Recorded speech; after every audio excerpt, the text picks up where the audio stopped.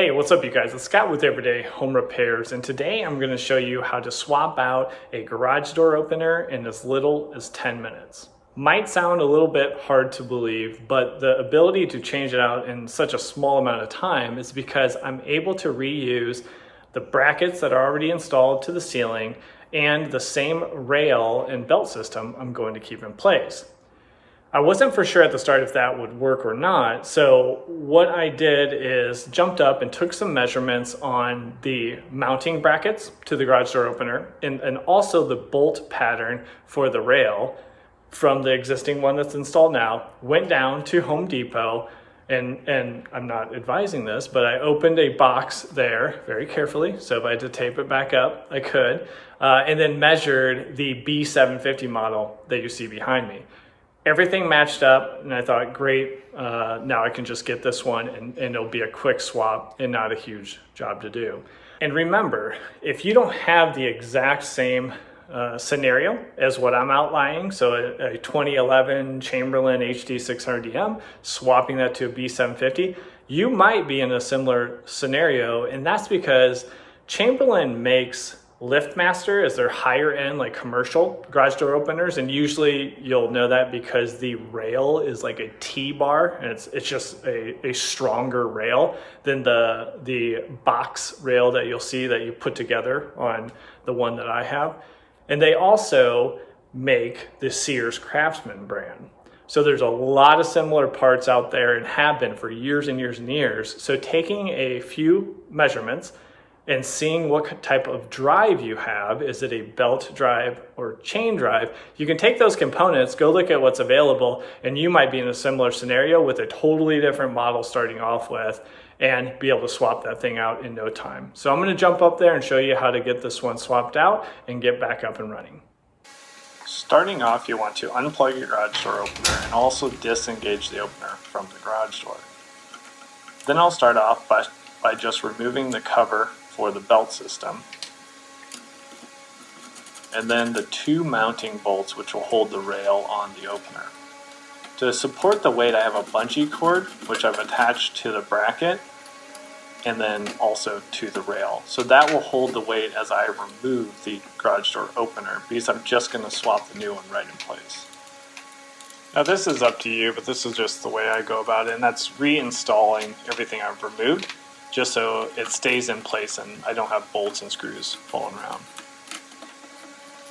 Alright, so now removing both of these nuts to the threaded studs. Once you have both of those off, now you're able to remove your garage door opener. Now one thing I didn't do is I didn't take those wires off, which I do recommend. Let's take a closer look, and this is probably what your setup looks like. On the left hand side, the wires go to the wall controller, and on the right hand side they go to the safety sensors. If both those wires look the same, I would recommend marking those before removing them. Alright, so taking those wires off, now we'll get the new garage door opener, and make sure you know which bolt hole in the mounting bracket that the threaded studs go through. Mine is the first hole. And another tip would be, before mounting the rail to the garage door opener, make sure you pull the belt over the sprocket. It'll just make it easier to do it in that order of operations. And then you'll tighten up the two bolts on the rail, undo the bungee cord, tighten up the two nuts on the threaded studs. Now we will tighten the belt later on, so you don't have to worry about getting it to the final stage. Another difference between the old and new garage door openers is the side for which I need to run the wall switch and safety sensor wires. So I just need to take them over to the other side of this new garage door opener. So to tension the belt, all you need is the tape measure and a 1/2 inch wrench. What you're looking to do is compress the spring so the total length is 1 1/4 inch.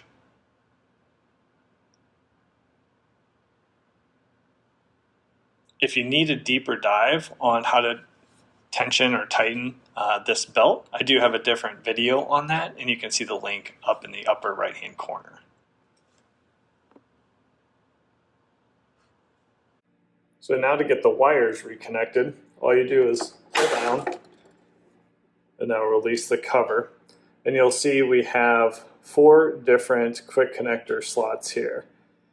Now this is going to look a little bit different than what I showed you earlier, because this set of wires goes to my wall switch, and the same, looks exactly the same set of wires you saw before.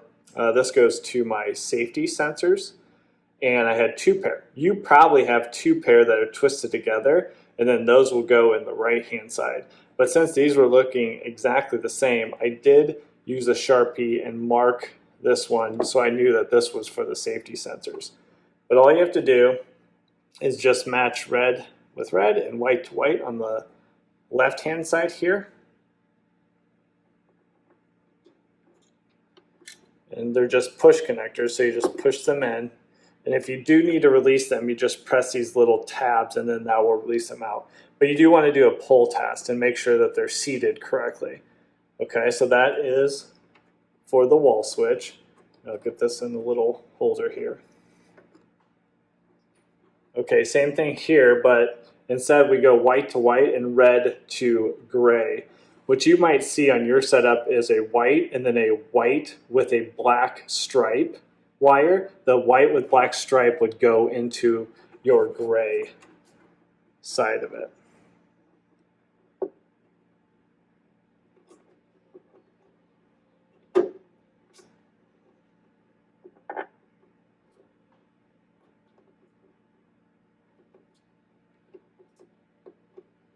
Doing the pull test again, everything's good.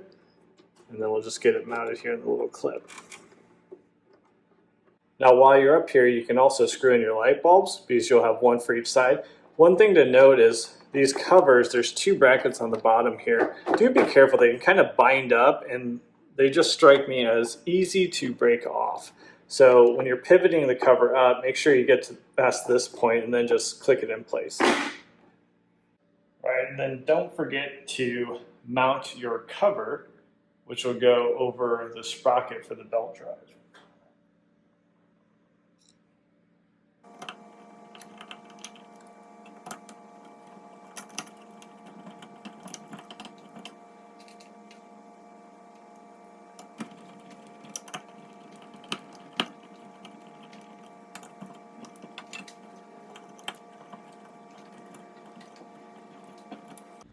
So now we're reaching the home stretch, and we'll want to plug in the garage door opener, which if you have light bulbs installed, you'll see those turn on right away. And then re-engage the safety release so we can start to test and adjust the garage door opener. Now over at the wall switch, we'll press it once, which will open, and then it will catch and engage that trolley. One thing to note is your open and closed positions are not going to be correct, so we need to adjust those now that everything's working, which is pretty easy. You press and hold until you hear a beep, that middle button, and then you're going to press and hold the up arrow until your desired open position. Once you have that, then you just press the middle button to confirm, and now I'll switch it over to you adjusting the appropriate close position. So you press and hold down to where it's pressing on the ground. Then once you got it where you want it, confirm. Now you just press and release, and it's going to confirm that open position for you. And then press and release the bottom, which will do the same for the closed position. Then if everything's good, you're done with the adjustment. Alright, so hopefully you guys are up and running like I am with your new garage door opener. If you're able to reuse all the wiring to your safety sensors, wiring to the wall switch, rail, mounting brackets, like I was, you can get up and running in literally 10 minutes. It's crazy how fast that this swaps out. And also this B750 puts out way less noise than even my older belt Chamberlain Whisper Drive that was about 10 years old. So super happy with the end product. And a lot of the features on this are a benefit too, like the My Cue system, where you can control it from an app on your phone. which is great because then there's never the question, did you leave the garage door opener when you're away or on vacation? You can actually check that and have the peace of mind that it is actually closed. Not to mention, if somebody's stopping by and you want to let them in, you can do that from the app on your phone, which is a huge plus and one of the features that I'm really looking forward to. All right, so I have a little more work ahead of me. I need to reprogram a home link system, universal garage door, controllers, wireless keypad. So if that's anything like what you have in front of you, I have a full playlist of how-tos on all those. So the keypad, the remotes, the home link system, how to reprogram those. So you can go pick and choose whichever one you need to get everything back up the way it was. If you like these sort of videos, if they're helping you out, don't forget to subscribe to our channel and also give us a like. That does help the channel grow and reach more people so we can help them with their home repairs around the house. So thanks for stopping by, and we'll catch you on the next video. Take care.